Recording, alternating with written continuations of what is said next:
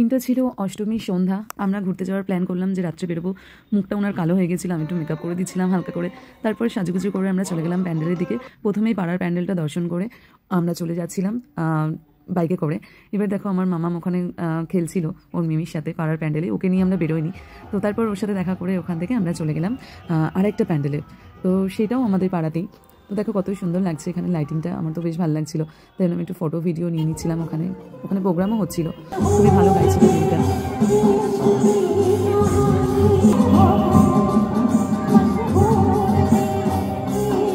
তারপর আমরা বাইক নিয়ে বেরিয়ে পড়লাম তিনটে বাইকে। দেখো ভাই, এগুলো সবই আমার ভাই হয় আর তাদের ফিয়ন্সে। তো তার মাঝখানে আমরাও ঢুকে গেছিলাম কাবাব মে হাড্ডি হয়ে। তো দেখো আমরা প্রথমেই চলে গেলাম একটা প্যান্ডেলে, যেটা আমাদের বাড়ির খুব একটা দূরেও না আবার খুব একটা কাছেও ছিল না। তো শাড়ি পরে বাইকে বসে একটু টাফ ছিল, তবুও আমরা চলে গেছিলাম। ওরা তো সবাই সালোয়ার পরেছিল, বাট আমি শাড়ি পরেছিলাম, বিকজ আমার অষ্টমীর জন্য এই শাড়িটাই কেনা হয়েছিল। তারপর প্যান্ডেলটা দেখে ওখান থেকে আমরা একটু ঢং টং করে বেরিয়ে গেলাম একটু ভিডিও নিতে নিতে। ওরা তো বিরক্ত হয়ে যাচ্ছিলো, চল চল চল করে। তারপর ওখান থেকে আমরা চলে গেলাম নেক্সট প্যান্ডেলে। এবার আমরা যাচ্ছি অশোকনগরের দিকে। আমি প্রত্যেকটা প্যান্ডেলের নাম জানি না যে কোনটা কোন ক্লাব, বাট আমি যাচ্ছিলাম ওরা যেভাবে নিয়ে যাচ্ছিলো সেইভাবেই। তো ফাইনালি আমরা চলে গেলাম আরেকটা প্যান্ডেলে। এই প্যান্ডেলের লাইটিংটা তো অসাম।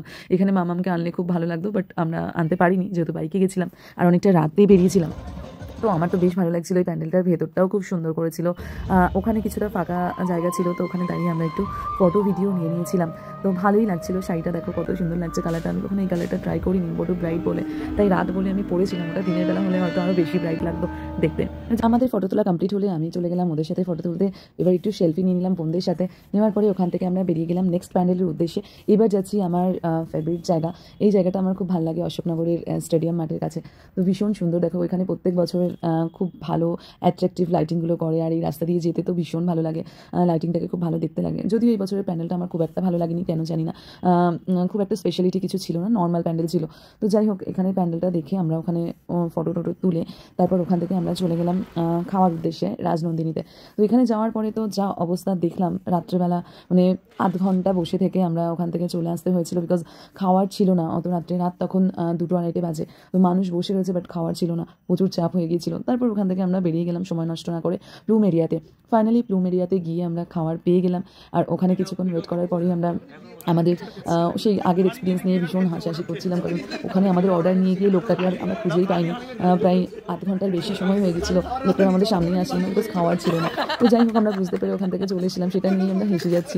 তারপর ফাইনালি আমাদের খাওয়ার চলে এসেছিলো। দেখো কত সুন্দর, ওই রাত্রেবেলা এরকম খাওয়ার পেয়ে গেলে সুস্বাদু, তো ভীষণ ভালো লাগে। আমরা ভীষণ খুশি হয়ে গেছিলাম, বিকজ আমরা ভেবেছিলাম যে আশায় ছেড়ে দিয়েছিলাম যে কোথাও হয়তো আর খাওয়ার পাবো না। তো যাই হোক, ওখান থেকে খাওয়া দাওয়া করে তারপর আমরা বাড়ির দিকে রওনা দেবো। তার আগে দেখো আমি সুন্দর করে একটু বেরোনোর সময় ভিডিও নিয়ে নিলাম। এই ক্যাফেটা এমনি আমার খুব ভালো লাগে, আমি আমার ফ্রেন্ডদের সাথেও এখানে প্রায় আসি।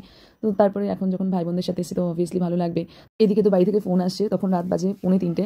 তো দেখো ফাইনালি আমাদের খাওয়া দাওয়া কমপ্লিট, এবার আমরা বাড়ি ফিরছি। এইভাবে কাটলো আমাদের অষ্টমীর রাত।